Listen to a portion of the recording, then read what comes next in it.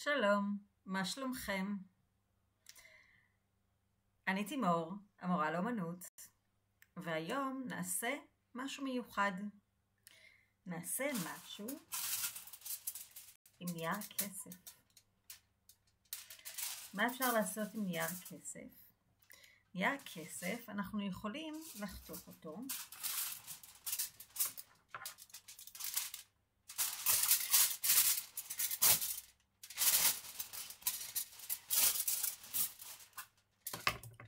ולעשות איתו כל מיני דברים.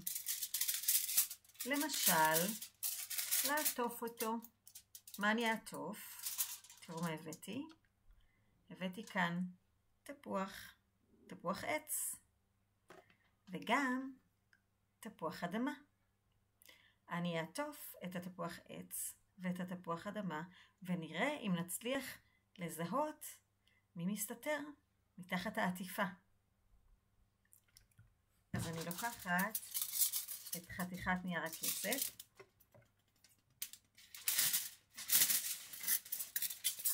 וחותכת לשניים. אני לוקחת את תפוח העץ ועוטפת.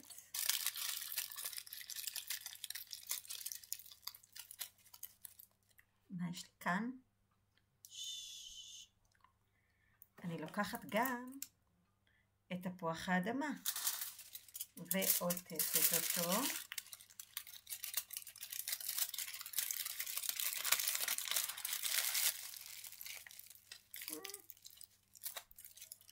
מה יש לי כאן? הנה שניהם, שני תפוחים. מה יש לי כאן ומה יש לי כאן? בואו נגלה.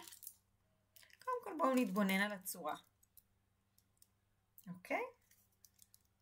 זה יותר עגול וזה יותר מאורך. נכון? איפה אתם חושבים התפוח עץ? כאן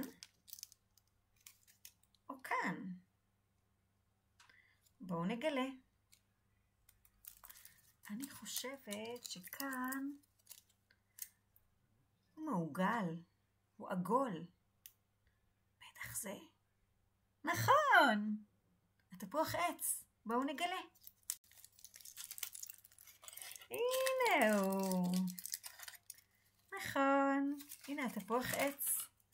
אז מה זה אומר? מה כאן מסתתר? בואו נגלה. הנה הוא.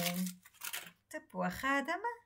אז יש לנו כאן תפוח עץ ותפוח אדמה. בואו נמחא להם כפיים. להתראות בפעם הבאה. ממני תימור, ותרגישו טוב ותשמרו על עצמכם ותקשיבו להנחיות ושנהיה בריאים.